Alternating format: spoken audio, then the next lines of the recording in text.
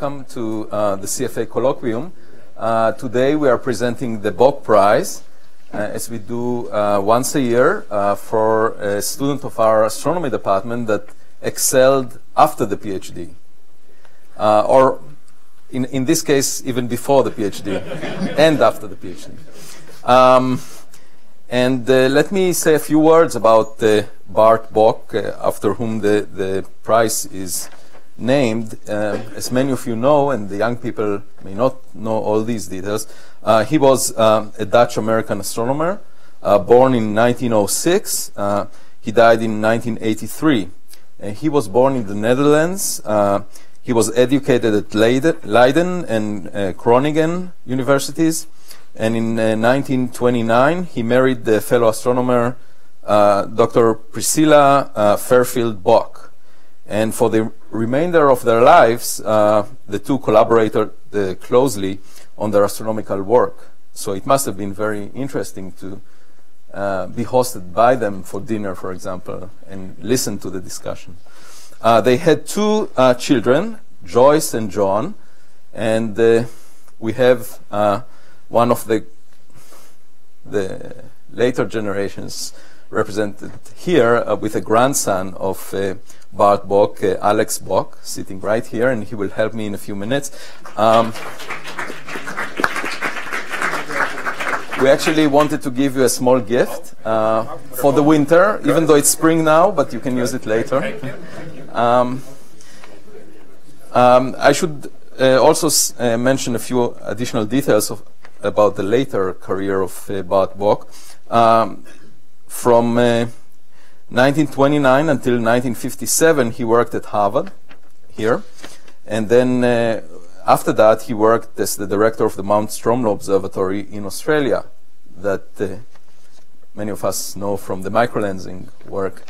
And he was there for 9 years before returning to the United States as the director of the Stewart Observatory in Arizona, and he became a U.S. citizen in 1938. Bart Bock was an exceedingly popular personality in the field of astronomy, known for his affability and humor. The asteroid 1983 Bock was named for him while he was still living. And in the ceremony announcing the award, he thanked the IAU for giving him a little plot of land that he can retire and live on. Now for a few words about the Bock Prize recipient of this year, Dan Marrone.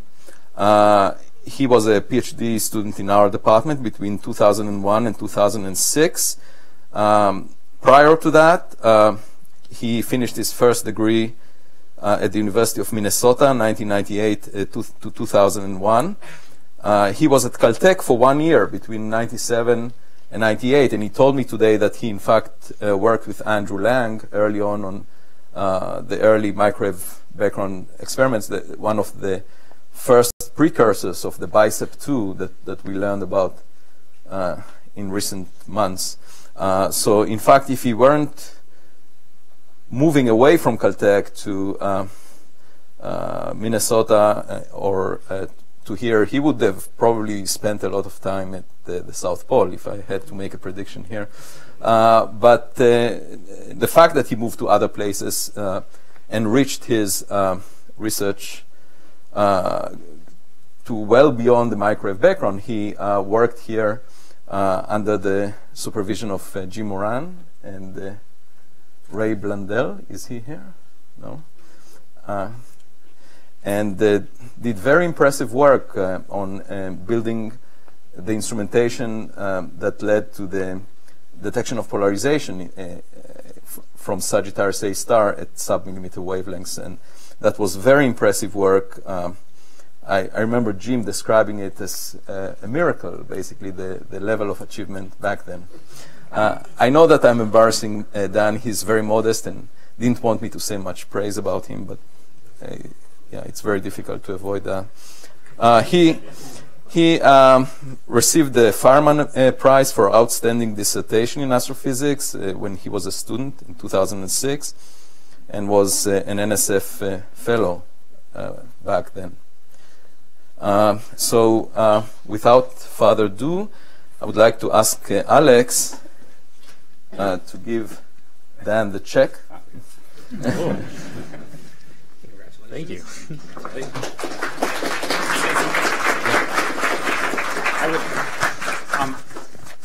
On behalf of the entire Bock family, I said I'm a grandson.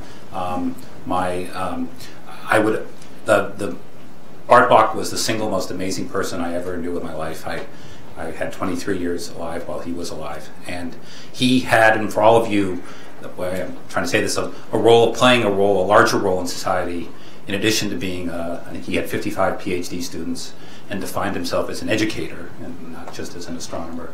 And he, as an example, and during World War II, he wrote what is still the definitive book for celestial navigation, taking astronomy and using it for the tool of, so that sailors, when they were in boats that went down, they had a Bock and write. And I had the pleasure, when I went in 1985, took a course, they were using my grandfather's book, and the teacher thought that was a pretty amazing thing. But he did that, and when he was in Australia for 10 years, he every week did a popular TV show talking about science for the public at large. He felt very much that the role of science is to make sure the public, it's partially funding and buying in and understanding what you all do. So I hope you find ways in your future careers to play some role in the public discourse and encouraging science. It's very important for everybody. But congratulations again, and I'm glad to be here. Thank you.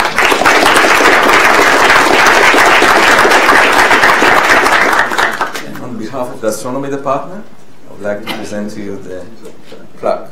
Thank you. You're most welcome. And we all look forward to hearing about star formation and molecular gas in the first 3 gigayears. All right, boy, that puts you off your game. So thank you for that. Okay, so let me talk to you about stuff. It seems every time I've spoken here, I've spoken about something completely different. So let's try that again. I'm going to talk about, there are a couple things combined in this talk. I'm going to talk about observations that we've already done and that have been fairly successful using Alma to study high redshift galaxies. Very unusual, very extreme, very outlying galaxies. And then after showing some results, and this is fairly timely because we've just heard about Alma Cycle 2, so I know what we're going to do next, I will move on to stuff that's increasingly speculative as the time goes through the talk. And so I'll talk about our attempts to map out the molecular gas in much more mundane galaxies, which is, despite the fact that we live in an era of amazing submillimeter instrumentation and huge advances with Herschel and Alma, still incredibly hard.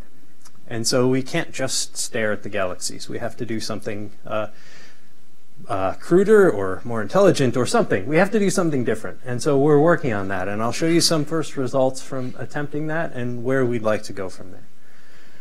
All right, so let's do this. Because this is the combination of two sort of groups, there are a lot of people involved in this work, and some of them are here. There are a couple of collaborators in the this thing on. Hello, there we go. It's not very bright at all. The first part of the talk is about the South Pole Telescope submillimeter galaxy. That's SPT-SMG and team. And so we have been studying these galaxies discovered by the South Pole Telescope. This includes many collaborators here, including Tony Stark and Brian Stalder. And many other people here. The work I'm going to talk about, I've highlighted the 3 key graduate students here because this work is primarily first authored by them and a postdoc turned faculty member. And so I'll cover that. And then I'll talk about our current experiment to do intensity mapping using KARMA. And then the next generation of that we hope to build by recycling existing and copying existing hardware to reach further than we've been able to before. All right, so let's see. Let's talk about high redshift galaxy formation. So I'm not supposed to stand over here. Let me go back over here. So the star formation history of the universe is more or less understood. This has been the classic picture, this Hopkins and Beacom paper, for a very long time. It's been recently revised a bit. Some corrections were made to the starvation rate indicators, so there's the old data and old fit here in black, and in blue is the new thing. But basically the picture doesn't really change that much. It says that the starvation rate density of the universe rose steeply from back in the epoch of reionization until a redshift of roughly 2, and then it fell off quite dramatically. Of course, this isn't plotted in time, and if you plot this in time units instead of in redshift units, it looks much more Gaussian, if you will, than that, log normal. But anyway, it's the peak of cosmic star formation happened within the first 3-ish billion years of the universe's history, and it's not just that star formation was more active back then, it's that, you know, it was operating a bit differently. Right now, in the Milky Way, we sort of very inefficiently convert molecular gas, which is condensed from atomic gas, into stars. And it's being done at a very slow rate, and most galaxies at redshift 0 are similarly slow. But in the past, star formation was much more efficient at converting gas to stars, and perhaps was not so concerned with having an extensive dusty interstellar medium around it. That's one of the things that is there we go. That is an issue for these observations. I'm going to talk about the formation of very massive, very exceptional galaxies, and it's actually become a very interesting problem of late in the last few years, last 6 years now. I'm surprised it's been that long. But it turns out that even early type galaxies, which we've known for a long time had to form their stars a very long time ago, it appears that there were, at least in many of them, structural differences at high redshift. So not only do we have a problem of forming a bunch of stars very quickly early on, but we also have to make them compact and form them in very concentrated doses, and then somehow spread them out with time. So one of the things we'd like to study by looking at very extreme, rapidly star-forming galaxies is this problem. It's a there we go. So this is one of the issues that we hope to investigate, although, you know, this is a couple steps down the road from where we are now. You can see that massive galaxies accumulated most of their stellar mass relatively early and fell off, whereas as you go to lower masses, their peak of star formation progressively shifts later as you go to lower mass. So the high redshift, the massive galaxies forming stars quickly, that happens at early times. It's also the case that the universe seems, I mean, very high redshift, starting at the CMB, it was a giant neutral universe, and it's obviously not a neutral universe now. And so to transition from this very boring, empty space, the cosmic dark ages, to the light-filled, galaxy-filled, and ionized universe we inhabit now, we needed sources of UV photons to dissolve the hydrogen in the intergalactic medium. The things that do that, perhaps people thought for a long time it would probably be AGN or the first stars. It seems that you probably have to do it with galaxies, and not particularly massive galaxies. You need a big contribution from low-mass galaxies. And even when we take the very deepest exposures that Hubble has ever taken, we're still missing a good fraction of the UV density of the universe that's required to reionize the universe. And so it's clear that there is more to the galaxy population than we can see by just looking at galaxies with the tools we have at hand and with optical and ultraviolet photons. So the optical and ultraviolet trace the stars, they trace the ionized gas. But the fuel for star formation isn't the star, certainly, and it's not the ionized gas either. It's the dense neutral, dense molecular medium of galaxies. We need to look at the cool interstellar medium if we want to understand the astrophysics of star formation at high redshifts, the ways in which it's different. And so, you know, we can do that. This is a plot it's a sign that you have too many talks going on in a place when you can go to a talk at noon and see at least 2 plots that I'm going to show more or less in my talk. I didn't take them out, but I thought about it. So this one was in one of the talks at noon. But basically the idea is that about half the energy density that's in the universe now was emitted as optical light, but is reprocessed into infrared. I'm just going to give up on this, and then I won't distract myself with it. There's a mechanical one? Oh, hey, great. Oh, cool cue. Excellent. I was using a folding chair to point in my class last week because that's the best I had. These don't fold. Okay, so anyway, so we normally look here, at least at high redshift. Things have been very successful looking there. We would like to look at the obscured, the reprocessed light of stars in formation rather than looking at the exposed stars that are already well formed. And so we need to study the cool ISM. This is an example of a Redshift 4 galaxy that was very well resolved with the VLA. It's sort of a one-off thing. There are not many great examples of this, but we'd like to have more where we can study the physics of star formation in these galaxies. And so as I said, I'm going to handle this in 2 ways. First, I'm going to talk about what we've done with Alma. This is one of the things that's really changed how well we can do this. It's trite to say that, but it's certainly true. Alma is orders of magnitude more powerful than anything that came before it. And that makes it very easy to do things that we couldn't do before. And once I'm done with that, I'm going to talk to you about what you do if you don't just care about the most massive, most extreme galaxies in the early universe, and how we could hope to see those things even though they're still very, very faint. So let's start here. So Alma, in its early science phase, was a roughly 12 to 16 telescope array. So this is cycle 0, and it's a mobile cycle 1, which is ongoing now, the first couple years of data. And already at that stage, with, say, 16 12-meter telescopes, it was much more sensitive than anything that exists. It was not, though, and I find this when I talk to my optically focused colleagues in Arizona, it was not a particular enhancement in resolution. So Alma's resolution in early science, at least at the bands where it works well, at 345 gigahertz, say, was about 0.4 arc seconds. That's 3 kiloparsecs above Redshift 1. That's not particularly high resolution. In fact, back, more than, well, almost a decade, but the data was taken even before that. People have been doing this in Redshift 2-ish galaxies with the plateau to Bureau interferometer, which is the most sensitive for spectral line observations of compact sources of any of the millimeter interferometers that exist. And so Alma early science wasn't a particularly important advance in just resolving galaxies. So one of the things that we wanted to do in Alma early science was improve our views of galaxies, not with Alma itself, but by using gravitational lensing.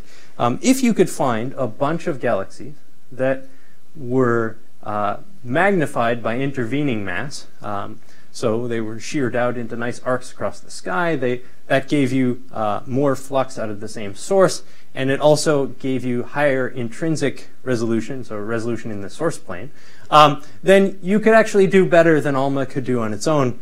And in fact, because Alma is so sensitive and because you're getting an emission boost from this gravitational lensing, you could achieve extremely high sensitivity, and so you could study these things in great detail. So the problem with that idea is that it's hard to find galaxies that are gravitationally lensed, especially in the submillimeter. People have done surveys in the optical calling lensed objects from Sloan. They turn out not to very often be very bright in the far infrared, in the submillimeter. They've done radio surveys where they search through the VLA Sky Survey and looked for rings and looked at those, but those also don't turn out to be very bright.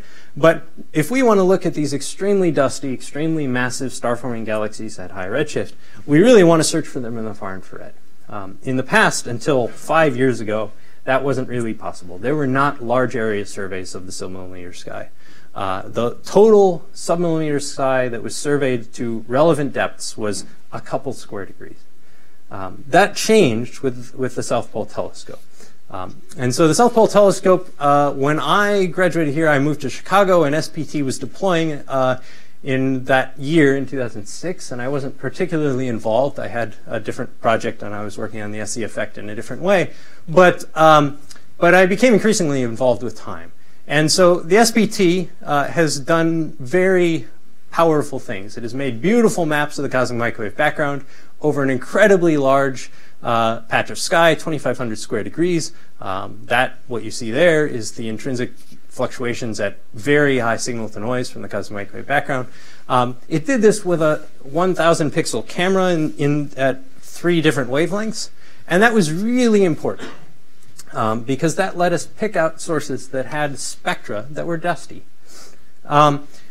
And so if not only could we look at the CMB fluctuations, not only could we use something called the Sunyaev-Zeldovich effect to pick out all of the galaxy clusters in this volume of the universe all the way back to when they started forming and use that to constrain cosmology.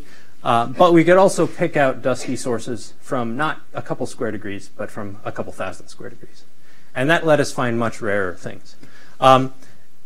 The SPT-SE survey, this 2,500 square degrees, ended in 2011. SPT changed its camera over to a polarization-sensitive camera with 50% more detectors. It is in its second to last year of observations now, and then it will be replaced by what we call SPT-3G, which is a yet more powerful camera with significantly larger focal plane area, and it will begin its first observing season will be 2016. And that will basically do the same area to several times deeper. Okay, so this is an example of the sky as seen by the South Pole Telescope. What's been done to this map, it's 3 colors to show the 3 colors in the SPT-SE camera. And the primary CMB, those large fluctuations that dominate this map, you don't see point sources in this map, and that's primarily because these CMB fluctuations are so large. But if you filter those out, if you high-pass filter the map and just look for the point sources, you can see a lot of things in this map. And so most of them are red. Red means that they're brightest at long wavelengths, our standard approach here. And so those aren't the things we're interested in. Those are AGN primarily. But occasionally, and there are 2 in this couple square degree patch, you see something blue. And so blue objects are dusty. And they're not just dusty. They're dusty and incredibly bright. They're so bright that you mostly expect to look at this place in the Digital Sky Survey and see a giant galaxy. And occasionally we would do that. In fact, one of these we started following up with the SMA and because we hadn't seen anything when we looked in IRAS, which is usually the first place we looked, because if we see a galaxy here, it shows up in the IRAS 100 micron survey as a ULERG or a very low redshift galaxy. And there was no match there. It turned out that as soon as we looked at the Digital Sky Survey, there was, our entire field of view was a low redshift spiral. The problem was just that there was a little gap in the IRAS 100 micron map that just happened to cover this SPT source. But for the most part, there's no counterpart in any catalog. And so we have these things that are arc-minute scale sources. That's the resolution of the SPT. They have dust-like spectra, so they get brighter quickly as you go to shorter wavelengths. They are not ULERGs, local ultraluminous infrared galaxies, because they don't show up in IRAS. And it's funny, this actually wasn't part of the science case for SPT. This was a happy accident. But if SPT were a little shallower, we wouldn't see any of these sources. If the maps were a little bit noisier, we wouldn't see them. If they were a little bit deeper, well, a factor of a few deeper, we would actually have more trouble because we'd see so many sources they'd start to be confused with each other because the SPT beam is so big. But SPT hits a real sweet spot here where basically any dusty source we see that doesn't have a counterpart at low redshift has to be a gravitationally lensed galaxy because the universe is not expected to create any objects as bright as the sources we are seeing in the SPT. So this is the number of sources per area detected by the SPT in the first 180 square degrees or so. And this is a model of the number of dusty galaxies you expect in the universe, and basically you expect 0 above a flux of 15 millijanskis in this SPT band. But there were all of these sources, and it seems that the only way you could get all of these sources is if they were gravitationally lensed. This is one of the ways I started to be involved in SPT. It just happened that the grad student who is now faculty at Illinois, who was working on this project, found me, and I had some interest in it. But we had to wait a long time. He found me in 2008, I guess, is when we started. But the problem with observing from the South Pole telescope is that it's at the South Pole. And we can't actually see any of these sources with most of the millimeter resources in the world. We could just barely use the SMA, and it was actually very profitable for us to do so. We would track sources just skimming over the horizon, at least by SMA standards, and they were so bright that we could see them, and we could confirm that they were in the direction of elliptical galaxies. But there should not be so much dust in elliptical galaxies, so we strongly believed that they were gravitationally lensed. From that point, we were able to propose to Alma in its first cycle 2 projects, and they were to answer these 2 very simple questions. What are they? We think we know, right? We think that they're gravitationally lensed, extremely luminous, high redshift galaxies. And in cycle 0, what we were awarded, this is the project I PI'd, were observations of about 50 sources, where we observe each one for a minute each. And then in each configuration, there were 2 configurations in cycle 0. And we put those together, and we ought to be able to construct a gravitational lensing model of these galaxies if they are in fact lensed. And the second question we wanted to answer, and this was truly, well, this was unique, it turned out, but this was a truly unique capability of Alma with these bright sources, is if we just looked at a sample of, it turned out to be 25 roughly, sources with one of Alma's receiver bands, they were so bright that in 10 minutes we could scan through the entire receiver band, look for molecular emission from that galaxy, and unambiguously determine the redshift of these very distant objects. And so not only could we prove that these things were gravitationally lensed, but we could hope to map out their distribution through the universe. And so this is what we set out to do now, not that long ago. We got these data less than 2 years ago, and the papers came out a year ago now. It turns out that the papers from this are more than 10% of the publications from North America in cycle 0, but I'm sure that will change with time. But they've been very productive. And so what are they? Well, they are what we thought. This is just a postage stamp gallery of the objects that we detected. Remember, there's only 2 minutes of Alma data in each of these sources, but what we saw were cosmic donuts. I remember I was actually setting up for a VLBI run when we got the first installment of data, and Alma gives you basically reduced data, and so I opened up this file that I downloaded, and there was this giant, 4 arc second across smoke ring in the sky. This one was in the first data set. This one is in the first data set. And this one was in the first data set. And it was very remarkable. Not only had we shown that they were rings, we hadn't actually definitively seen that before, but we had strongly suspected it. But basically, we were able to think about doing gravitational lens modeling because we had such beautiful images of them. So it turns out, and we published this in Nature last year, that of these 50 objects, basically all of them are gravitationally lensed. As we stare harder and harder at them, it looks like there may be a couple exceptions out of these 50. But those exceptions are incredibly interesting, right? Because these things are so bright that if they're not gravitationally lensed, they appear to have infrared luminosities of 10 to the 13.5 or 10 to the 14 solar luminosities. And that implies star formation rates of 10,000 solar masses per year. These are hyperlurgs, as they're called. And so we're continuing to follow those up, but they are very interesting exceptions. And then the ones that are not exceptions are interesting of their own. Here's these ALMA images overlaid on optical, primarily HST, but also VLT images of the galaxies. And you see what we saw, which is that there are rings of ALMA emission, the red contours of the ALMA, around elliptical galaxies. So they appear to be gravitationally lensed by intervening structures. In nearly all of these cases, we have the redshift of the elliptical, and it's different than the redshift we determined for the submillimeter emission. So they really are exactly what we thought. Another thing to note is that we really don't see any hint of the rest frame ultraviolet emission from these galaxies.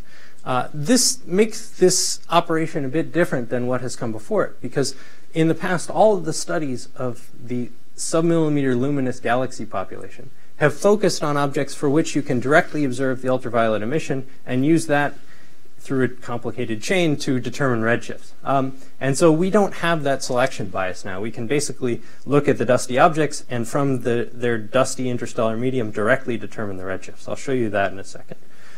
We did an interesting thing with this, though, I think, and that was we wanted, in order to actually use these to understand the physics of galaxy formation, we had to show that we could take out the gravitational lensing, look at the source plane emission. I was surprised writing this proposal that this hadn't actually been done before, back when we were writing this proposal. Namely, Alma's interferometer, it doesn't take pictures of the sky, it measures the Fourier transform of the sky. And the X-ray community here, I think, would wholeheartedly agree, because they do this way. Rather than trying to fit some derived product, they directly fit their X-ray spectra to what the instrument will observe. We would like to do that with these as well. Rather than making this map of this lensed object and fitting a lens model to that, we would like to fit our lens model to what the interferometer is actually measuring. We want to fit it to the visibilities. And so we did this. This was the thesis work of Yashar Hazava. He was a student of Gil Holder's. He spent a lot of time visiting me in Arizona as well. And now he's moved on to be Roger Blansford's postdoc at KaiPak. He's a good guy. I think he spent some time here as a grad student too while Gil was on sabbatical. And so, but if you haven't had him, now that we've got what we've got coming in cycle 2, it'll be worth having him back to give a talk. But what we were trying to do is basically reproduce the interferometric observation and incorporate one of the key things that normally just gets swept under the rug when interpreting interferometric data, which is this thing called self-calibration. You try and correct the uncorrected variations in the interferometer phase, primarily. When you're calculating the uncertainty in whatever parameter you're figuring out, in this case, typically magnification, intrinsic luminosity, source plane structure, that gets ignored. But here we're trying to explicitly include it. And so basically, this is what we came up with. This is the real Alma data for a source that just looks like two blobs. This is our modeled version of that. This is the difference between those two images. This is what the model would look like observed with Alma without, it's a cleaned image. It's a nicer version of the same image. And this is what that source plane model suggests we should be seeing if we had an infinite resolution Alma. It looks very different than the two blobs that we measure with Alma.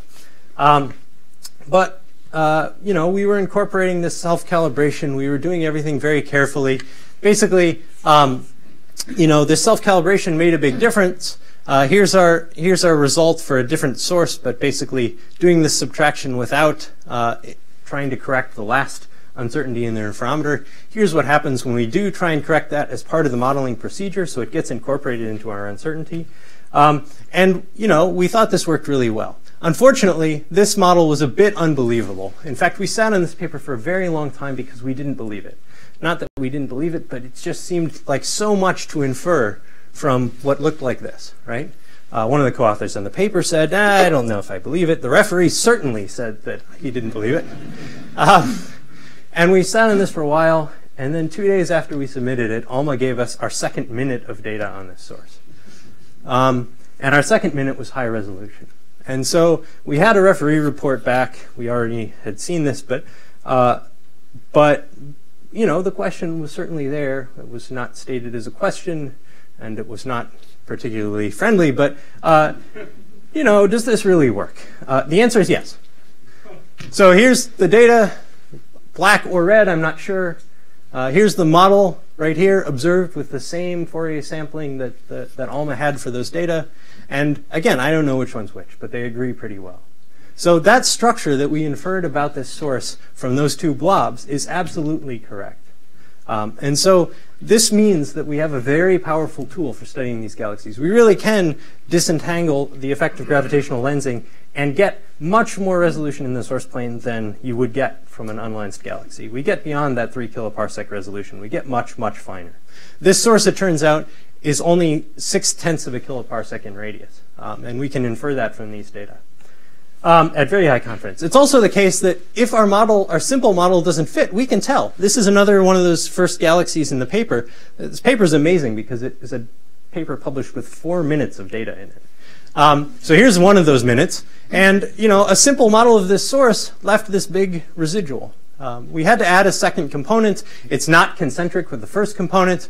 When we do that, it fits out very nicely. And so once we got spectral line observations of this source, there was also dynamical evidence that there should be 2 components. And so, this is pretty secure. So we really can study these things in the source plane at higher resolution. So what do we do with that? Well, the model of this source, this one in particular, this one turns out to be at redshift almost 6. This is one of the 2 highest redshift sources in the sample. And this is what it looks like at infinite resolution, lensed though. And the lens model says the magnification is only a few. And so this source is incredibly bright, and it's only magnified by a factor of few. And its source plane size turns out to be only 0.6 kiloparsecs in radius. And so it implies that there's an incredibly high star formation rate density in this object. That there are something like 4 to 6,000 solar masses per year per square kiloparsec. When I was a graduate student here, Elliot Quadert came and gave a talk about Eddington limited star formation from a paper that he wrote with Thomson and Norm Murray. And this basically is really pushing the envelope for the Eddington limit of star formation. This is about as extreme an object as you can find. So that was interesting. I'll talk about this more. The other thing we needed, though, to understand these objects was their redshifts. And so, again, with 10 minutes of Alma in the second project, the one that Axel Weiss was PI of, we promised to deliver redshifts for these objects without having to worry about cross-matching between optical and radio and submillimeter the way people had done in the past. This was the idea. If anything above redshift 2, we should get at least 1 line, if not 2, and so we can unambiguously determine the redshift at nearly all redshifts. This was to answer the question, where are they? This is the answer. Here are our spectra of these sources. We've stretched, I made this figure, I stretched them out to their emission frequency. So you're seeing the submillimeter spectrum of submillimeter galaxies from about 250 gigahertz to 750 gigahertz.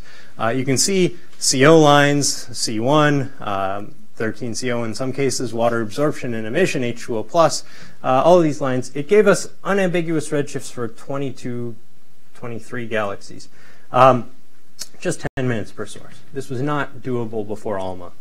And it was great because we found that, there were 2 sources at nearly redshift 6.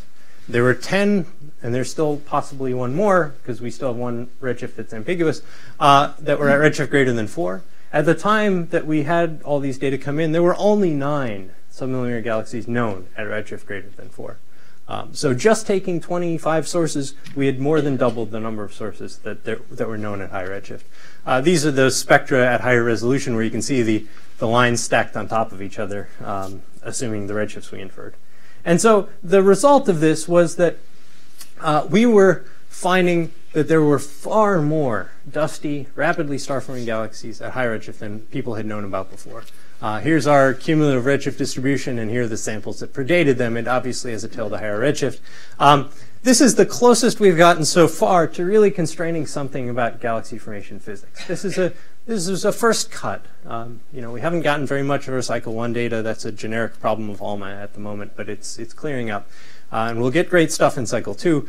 But basically, we're showing that some very prominent models of the formation history of these massive galaxies weren't really consistent with the distribution of these objects. There are some caveats here. I'm happy to go into them, but I've got a bit more to cover, so I won't go to them now. But the point is, there are a lot of very rapidly star-forming galaxies at high redshift. So that was an important result. My student Justin is in his third year now, and he just got his first paper accepted. And this was to try and use these objects to show what the rest frame submillimeter spectrum of a submillimeter galaxy looks like. So basically take all of those galaxies, stack them together, and look at the average spectrum. It's a tried and true method that people have used in the optical and UV for a very long time. And you hope that by doing so you can infer some properties of the interstellar medium, even though you only had 10 minutes per object and a total of 8 hours or something like that. Not very much time. This worked pretty well. You can see a CO ladder. You can see C1 lines.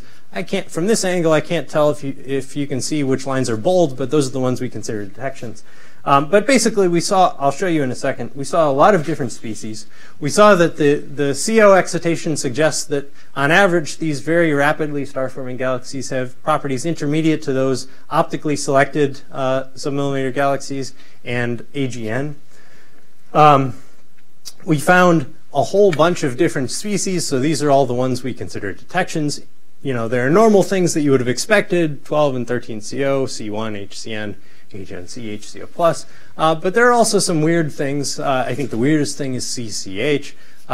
These are molecules that show that there's, been real chemical enrichment going on in these first 3 billion years of the history of these galaxies.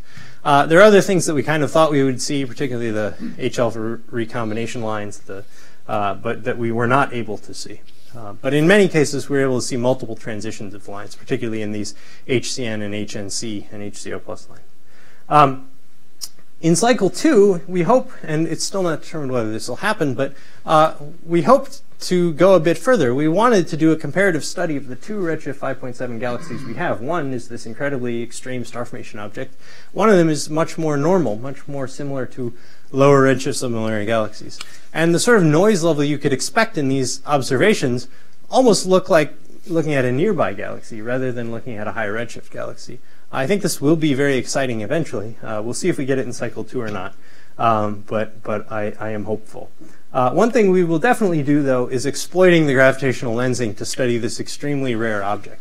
And this isn't really a one-off object, because the other extremely high redshift submillimeter galaxy, the only one known beyond this one, was discovered by Herschel, is also similarly absurdly luminous. It's called HFLS3.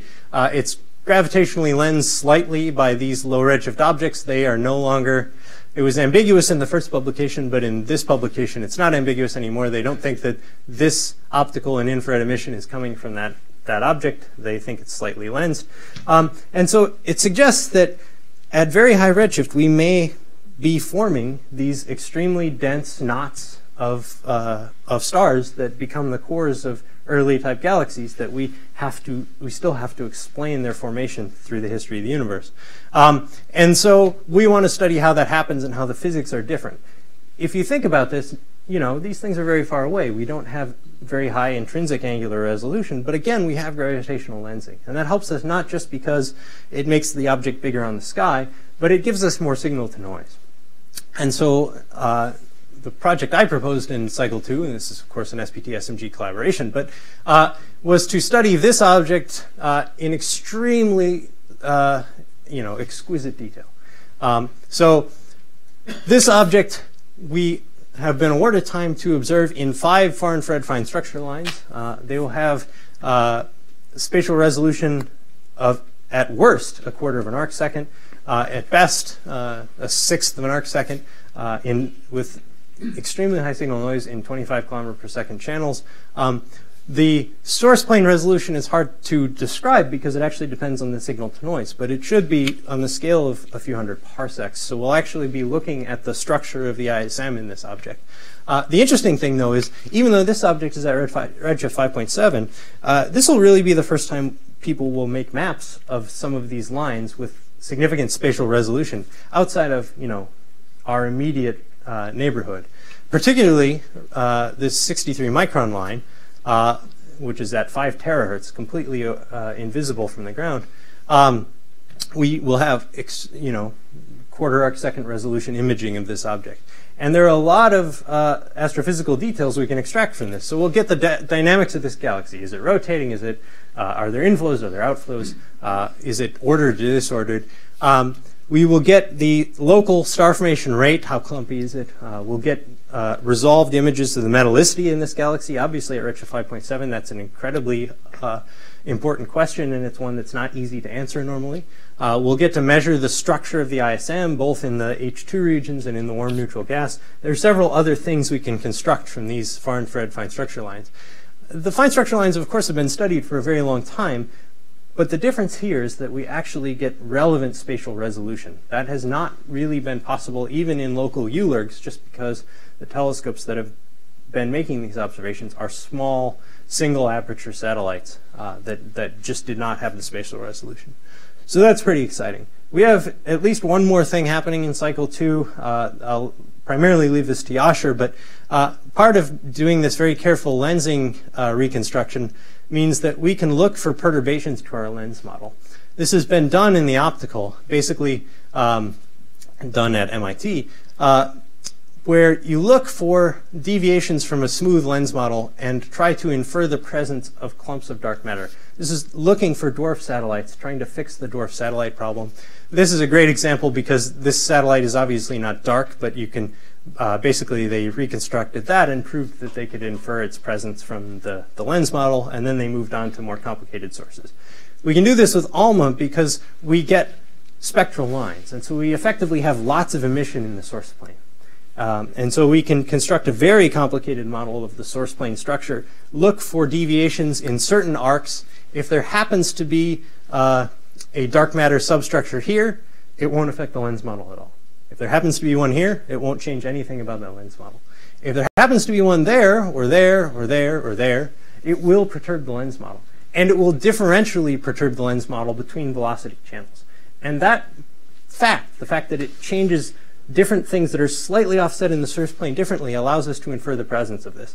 So Yasher's proposal got through cycle 2, and with it we expect to, given lambda CDM predictions, we expect to be able to detect several dark matter subclumps in the 5 halos we're targeting with just, I think it's 8 hours of data. So it will be a unique and powerful tool, and we're just taking it out for a test drive. All right, so all of that said, that's the massive end of the high redshift universe. What if you actually don't care about the massive end? What if you want to know about the bulk of the galaxies of the high redshift universe? It would be nice if we could watch the growth of the molecular interstellar medium through the history of the universe. This is how we form the stars that we see at low redshift. But here's models of the growth of the molecular ISM versus halo mass versus redshift. So increasing redshift, increasing LCO, but there's an equivalent plot in halo mass. But you see there's only data at redshift 0. We'd like to map this out. There's a lot of astrophysics in this. The predictions are extremely uncertain because it concerns metallicity, it concerns molecular gas formation and carbon monoxide formation. There's a lot we don't understand about the star formation process. Unfortunately, Alma isn't working on this problem. Alma's doing this. It's looking at these very massive galaxies I just showed you. These are some of ours. It's looking at quasar hosts at redshift 6. In fact, Alma can't actually work on that problem because Alma was designed to, in just 24 hours, detect spectral line emission from a Milky Way-sized galaxy at redshift 3. Very few people have gotten 24 hours of Alma time, certainly not for a single galaxy, and aren't likely to get it soon. So Alma is not the instrument for this. In fact, Alma should have been a lot bigger if we wanted this problem. This problem makes Alma look tiny.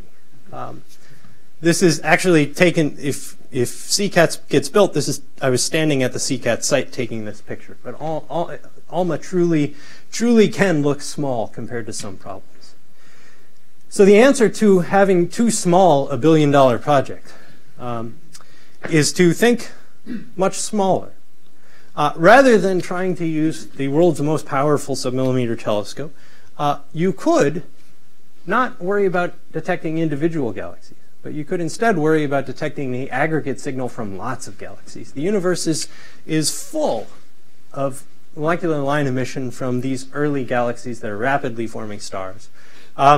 And if we don't require detection of each one, we can look for the fluctuations in their distribution. On fine scales, that tells us about the average number of them and the average molecular gas they have. On large scales, that tells us about the growth of structure and the clustering of galaxies. This is a problem that I think first came up in the literature. Rashid Sunayev's group made a prediction about how much foreground galaxies would contribute as contamination to measurements of the cosmic microwave background anisotropy. In fact, I think it was 2009 roughly, and I was visiting MPA, and Rashid asked me if we could use RCMB data that we had taken with the SCA, which is now a piece of the Karman interferometer, to look for this molecular line emission. And while I was there, I did a rough calculation, and I kind of snickered, theorists. And I said, no, it doesn't seem that these data are sensitive enough to have any hope of seeing this very weak signal. I mean, we're talking about fluctuations between individual channels of a very broadband measurement that has a sort of signal-to-noise of 1 across the entire band, our measurement of the cosmic microwave background anisotropy at that time. The issue developed over time. Avi and his student made this very succinctly titled paper about how you could use 2 transitions from not necessarily the same lines and cross-correlate them and uniquely identify the signatures of galaxies at a certain redshift. If you're looking for galaxies at redshift 6 and you're looking for fluctuations in CO emission from galaxies at redshift 6, there are galaxies at redshift 3 that are also emitting CO that at most frequencies will block your view, or you won't be able to tell them apart. But if you use 2 different lines, they will only line up at certain frequencies at a given redshift. And so you can use that power to separate out contributions. This got me interested in this problem in a way I wasn't, even though eminent theorists asked me to think about it. A few more papers came out, and so a few years after that, we started looking into this question with Jeff Bauer, who was at Berkeley and is now in Hawaii at Asia A, and with his colleague at Berkeley, Dave DeBoer, and a few other people, about whether or not we could do this with interferometers, maybe interferometers we already had, or interferometers that we could build that would be focused on this specific observation. And so you're doing a measurement a lot like the cosmic microwave background, except you're doing it in 3 dimensions. You're looking for a 3-dimensional power spectrum, the fluctuations of the galaxies, the distribution of galaxies. You could imagine, and this is the ultimate goal of this sort of observation, that if you could do this, and then you could use the very difficult measurements people are trying to make of the epoch of reionization hydrogen signal, you could cross-correlate the 2.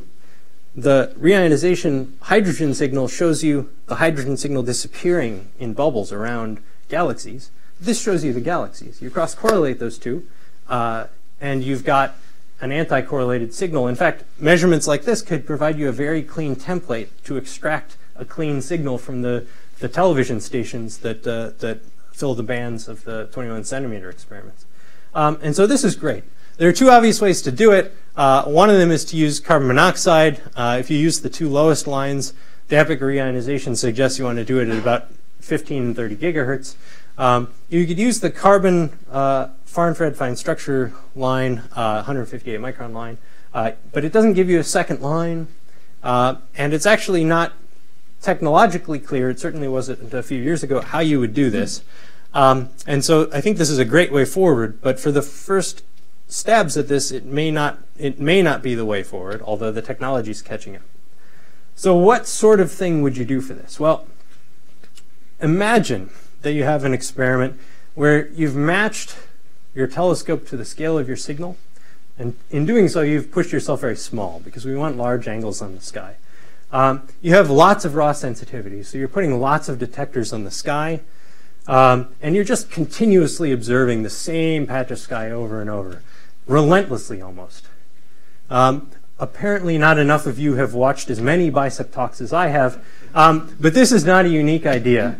It's a good idea, and we should use it in more than one way. So this was the idea of BICEP. BICEP, rather than doing what SPT does, which is looking at large angular scales and then separating out both large and small scales, BICEP just focused on the large scales and measured the signals we're looking at. We're going to try and do the same thing. We're going to build small interferometer with lots of elements very close together, Believe it or not, I can show you the math on this. You actually can beat Alma with a bunch of 1.2 meter telescopes, rather, 13 1.2 meter telescopes compared to 50 12 meter telescopes actually can win for this observation. But even if you optimize your experiment for the signal you're looking for, it's still very hard. At least if you're going to look for galaxies all the way back to the epoch of reionization. And so rather than starting, this is so hard that Alma has no hope of doing this. So rather than starting at Redshift 7 or Redshift 6 in the first billion years, we decided to start at Redshift 2 to 3. So the first 2 to 3 billion years. And so we can do this with an interferometer we already have. This is the work of a student at Berkeley, Garrett Cardo Keating, hi, Cardo. I think Cardo's watching.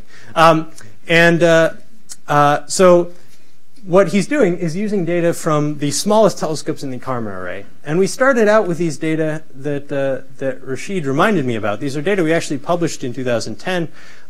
It was designed to be a measurement of the anisotropy of the cosmic microwave background at fine angular scales, sort of arc-minute scales. We took it all as a continuum band, but the data themselves are broken up in 250 channels. So if you don't just collapse it down to continuum, you can actually do this three-dimensional power spectrum idea that they were suggesting back in the paper. In fact, that paper suggested that sort of the optimal spectral resolution you need is a part in 1,000, which is exactly what's in these data.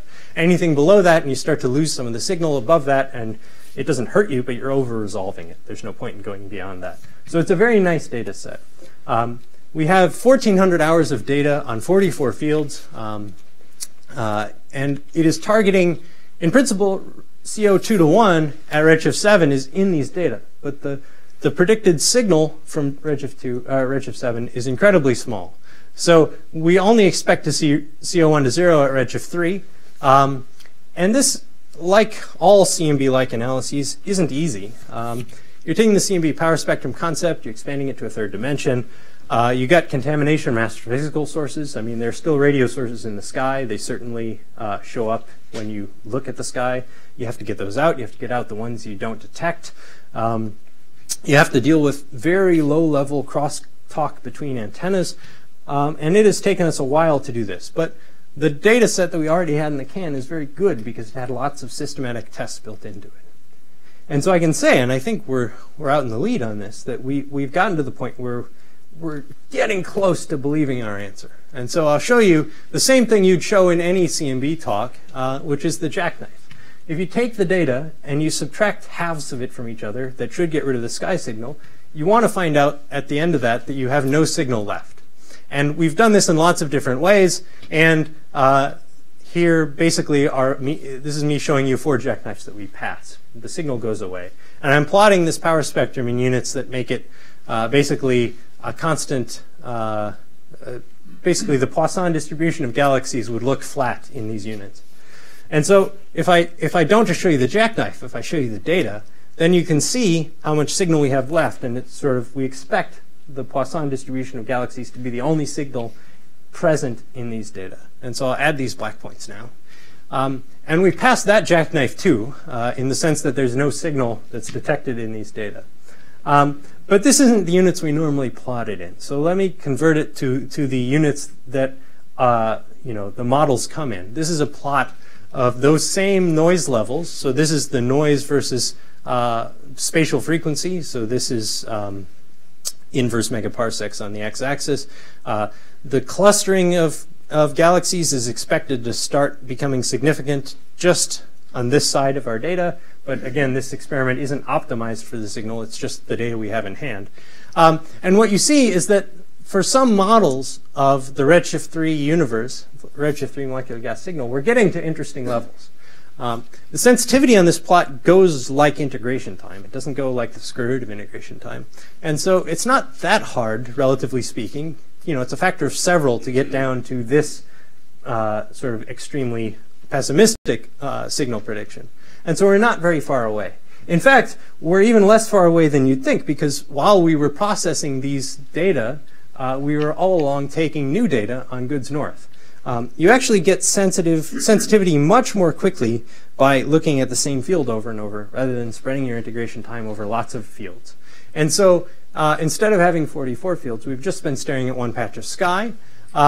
It's about 4 times deeper in power spectrum units. And also, because we took goods north, this is a patch of goods north about the size of our field of view. All of these galaxies have redshifts within our band. So not only can we try and extract our signal with this power spectrum measurement, but we can try and extract our signal by cross-correlating the known galaxies at redshift 3 and 2.3 to 3.3, the redshift range we cover. And they will presumably trace the structure forming at that redshift. They won't be all of the galaxies. There are many, many more galaxies around them, but they're the brightest galaxies. They're tracing the peaks of the structure formation in their redshift. So in principle, we have a very good way of extracting this signal from our data. We haven't done this yet because we were waiting to make sure we knew how to do this. This is a sort of standard approach to these analyses where you're basically looking for a detection of noise, and you don't want to fool yourself by thinking you have slightly more noise and that's the astrophysical signal you're interested in. But we're now getting close to the point where we're ready to push go on these data. And they should be at least 4 times deeper. So, in fact, just an aside, in the NSF medium scale instrumentation program that was, competed for the first time this year, we have a proposal in to do this as part of keeping karma alive. One of the key science projects will be dedicating 8,000 hours, which using the way we configure the array would be about the equivalent of 16,000 hours. This is about 500 hours here, and in time for time units, the other one is about 150 hours. So we're talking about going at least 32 times deeper. And so then we're not talking about just detecting the signal. We're actually talking about measuring the evolution of molecular gas content of the universe between redshift 3.3 and 2.3 in those data. So that's pretty exciting. I hope that gets funded. But the final step is that we'd like to do this at the EOR. So we have to go back to thinking small, but still a little bit bigger than this sort of let's use whatever we have on hand idea. And so the idea here we have is something called Dakota. It's a collaboration of many of us. It involves Asia A because, for lots of reasons, but not least because part of it is reusing this existing interferometer, which is incredibly compact and at 30 gigahertz, well matched to the signal we're interested in, and building a second interferometer that's the same as this but twice the size to observe the exact same spatial modes, but at the CO1 to 0 transition. And we cross-correlate those two, and we can extract the signal within this redshift range.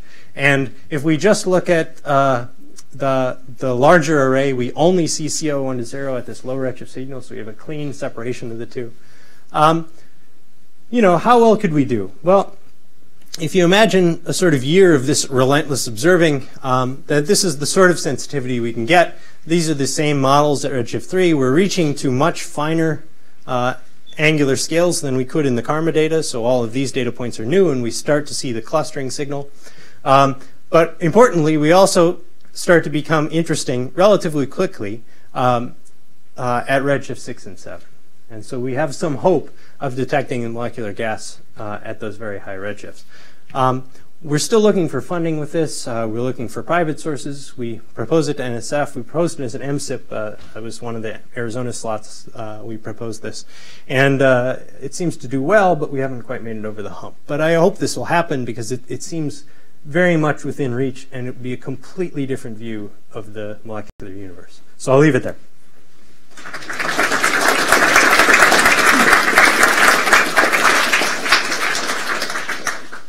Take some questions. Ramesh? So Dan, the gravitational lensing stuff is very impressive. One thing I couldn't quite get was how many independent spatial resolution elements you had in that. In the source plane? Yeah. Not the source plane, the image plane. In the image plane. So, I mean, if I show you one of these images, they are, it shouldn't take too long to get there. There's a lot of them. This 0346 is a good example. I'll show you that referee response figure. There it is. Okay, so the beam size is a little bit smaller than this. So we sort of see this this blob here is slightly resolved. But I think what we were basically the comparison of this model derived from these data that don't resolve this source at all. I mean, this is just, this is inconsistent with being a point source, but only just barely. This blob here, this one is just a point source at that resolution. Shows that there's much more information than you can discern from just looking at an image, which you can create lots of different images from interferometric data. There's no one true image.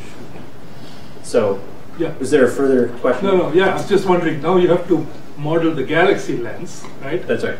Which requires some number of parameters. That's right, and we marginalize over all of those. I mean, we haven't expanded to very complex models of the gravitational potential. We use singular isothermal spheres. It's very standard stuff.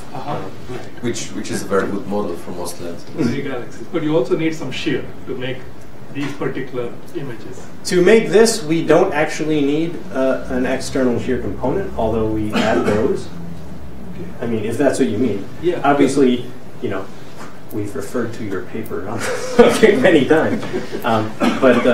But Ramesh is wondering why doesn't it look like a ring? It's broken into. It's broken up, so it doesn't look like it's because just a singular. So it's first of all, it's elliptical potential. Second of all, it straddles potential. That's the shear I was talking about. Oh, okay, that's all. Yeah. So it's elliptical potential. That's one of the parameters. The orientation and the ellipticity of that, and obviously because it's not a point source, it straddles the costing.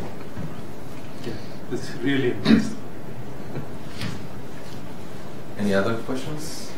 Daniel? In your later part on the intensity mapping, with your experiment, I mean, you were showing, I guess I'm just curious about this, the level of sampling you have in K-modes along the line of sight compared to across the line of sight. When you think you have sensitivity along when I showed this power spectrum, so here we are integrating in 3 dimensions, but we are taking, we're basically taking relatively small redshift slices, so our frequency coverage is divided into 16 subbands, and so each of those, is roughly a 16th of redshift. It's 0.06 in redshift, and so we take each of those separately because the structure is obviously not coherent over that scale, and then we add all of those together. But yeah, the most of the modes we sample are not on the sky; they're in the direction of the frequency. It's just like the 21 centimeter observation. There are plans to do the same thing with 21 centimeter using the SKA whenever it's built. That would obviously be a much better resolution. Well, if there are no more questions, let's thank Dan again for